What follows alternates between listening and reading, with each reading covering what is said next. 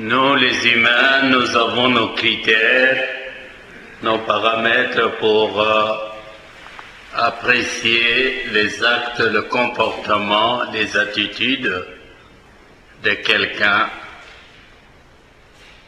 et surtout évaluer leur niveau d'intelligence.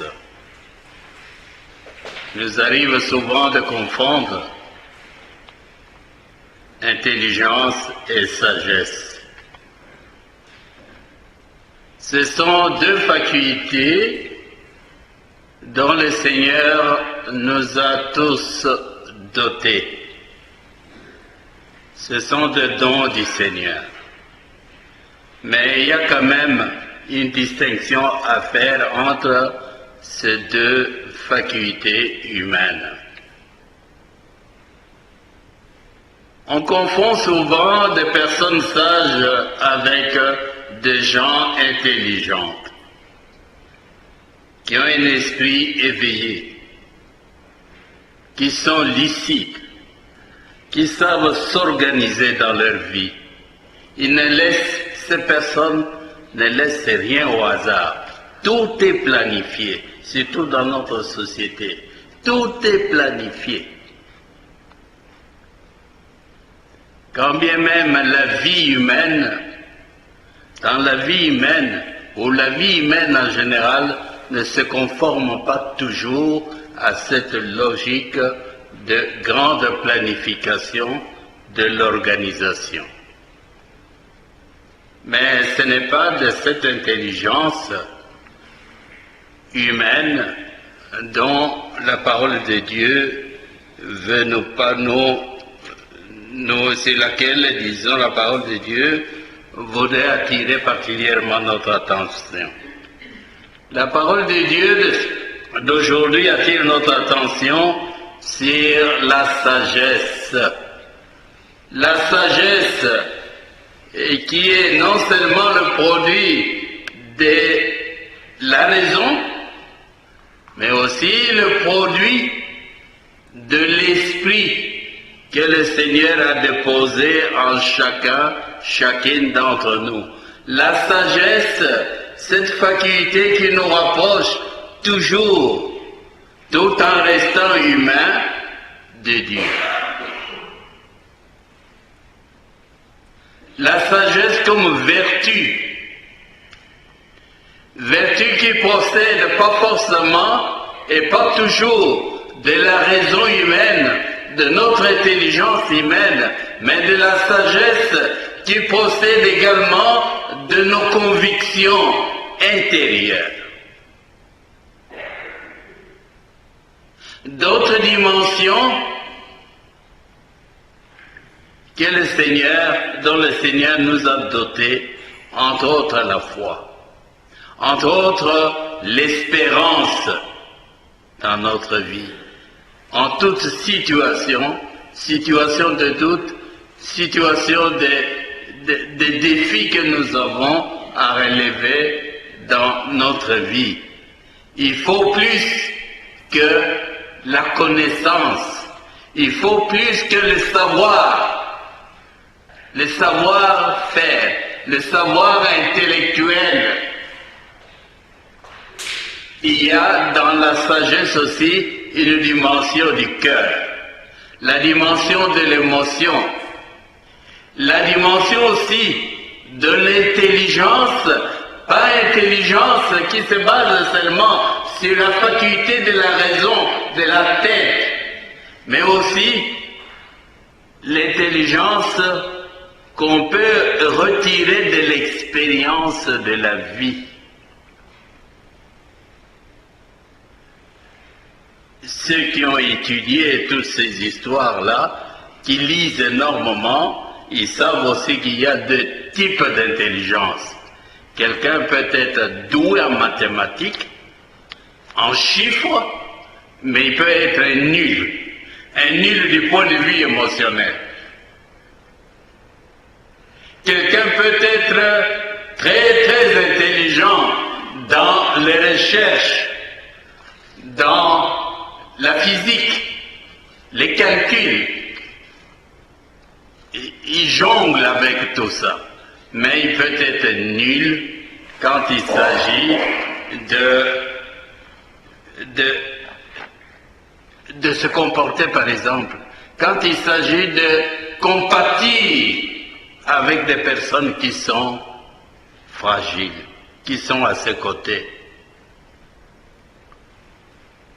Je vais vous raconter une histoire. Un brillant professeur qui m'a donné cours à l'université, vraiment, il vivait en l'air. Pour lui, c'est le rêve. Il était tout le temps dans ses cours, dans ses théories. Voilà qu'un jour, un drame se produit dans sa famille. Il n'était pas présent à la maison. Il était dans une bibliothèque en train de faire ses recherches.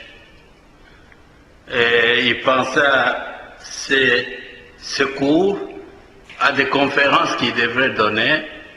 Il rentre très tard à la maison. Il trouve des gens, un attroupement de gens chez lui.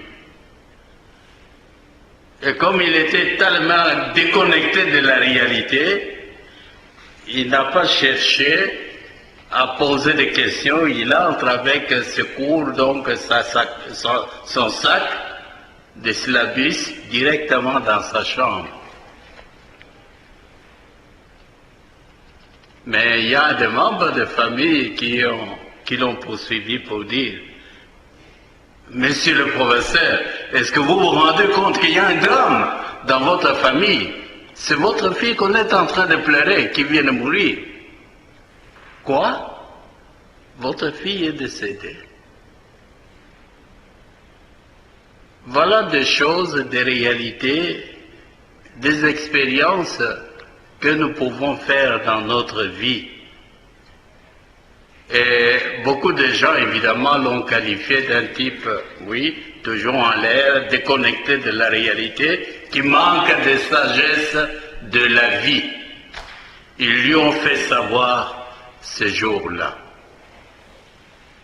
Mais cette sagesse des dieux, cette sagesse qui n'est pas forcément l'intelligence humaine, comment fonctionne-t-elle?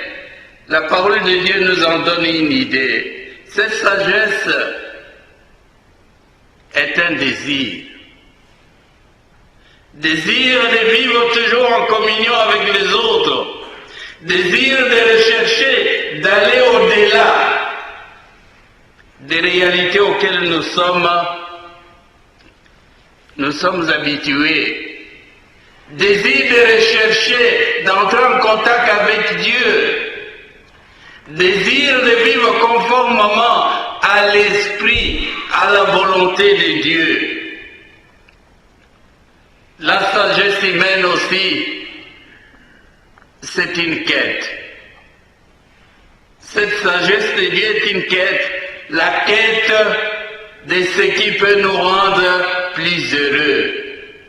La quête du bonheur. Cette quête, nous la réalisons, nous la poursuivons à travers les expériences de vie accumulées, à travers les expériences aussi de vie partagées avec les autres. Expériences heureuses comme des expériences aussi malheureuses, mais nous en tirons toujours des bonnes choses. La meilleure partie. La sagesse de Dieu, et si vous avez entendu aussi, vous avez été très attentif au psaume 62 qui nous est proposé aujourd'hui. La sagesse dont parle la parole de Dieu, c'est aussi le désir de contemplation de bonnes choses que le Seigneur a rempli cet univers. Il a rempli de bonnes choses. Savoir contempler ces bonnes choses autour de nous, dans l'univers les désirs de contemplation. Voilà pour ce qui est cela, bien sûr. Tous ces éléments, tous ces aspects ne procèdent pas forcément de l'intelligence. Pour les avoir, il ne faut pas seulement être intelligent, rester toujours avec sa tête. Il faut plutôt se détacher de sa raison pour pouvoir ouvrir l'œil et les bons sur toutes ces réalités autour de nous. Aussi, puissions-nous prier